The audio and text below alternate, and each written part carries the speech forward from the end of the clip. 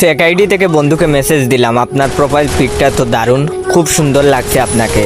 দূর থেকে খেয়াল করলাম বন্ধু মোবাইলের দিকে তাকিয়ে মুচকি মুচকি হাঁটছে আর চুলের বাজ ঠিক করছে। একটু পর বন্ধু রিপ্লাই দিল, কি বলে আপনাকে ধন্যবাদ দিব বুঝতে পারছি না, রিকোয়েস্ট পাঠাইছি অ্যাকসেপ্ট করবেন। আমি বললাম ভালো কিছুকে তো ভালোই বলতে হবে, এখানে ধন্যবাদ দেওয়ার কি আছে, আর আপনার মতো একজন হ্যান্ডসাম ছেলে আমার ফ্রেন্ড লিস্টে থাকা তো আমার জন্য সৌভাগ্য।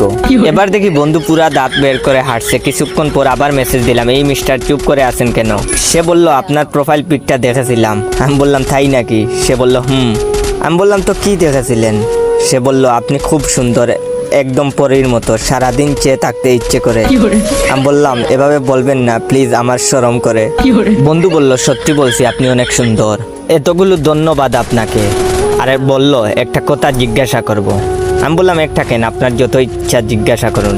সে বলল আপনার কারোর সাথে রিলেশন আছে?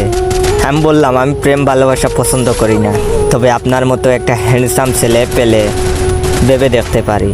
এবার দেখি বন্ধু মোবাইলকে কিস করতেছে। আমি ডাটা অফ করে বন্ধুর কাছে গেলাম। বন্ধু আমাকে দেখে গুনগুন করে গান গাইতে শুরু করলো, প্রেম সবারই জীবনে আসে, আমারও জীবনে প্রেম এসেছে, কেউ আমাকে ভালোবেসেছে, কেউ আমাকে ভালোবেসেছে।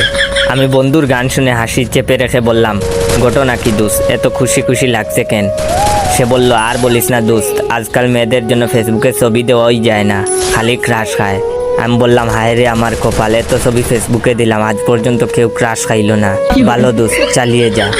সে বলল দুঃখ করিস না দোস্ত, সবাই সব কপাল নিয়ে জন্মায় না। এটা হচ্ছে ভিডিওর প্রথম পার্ট।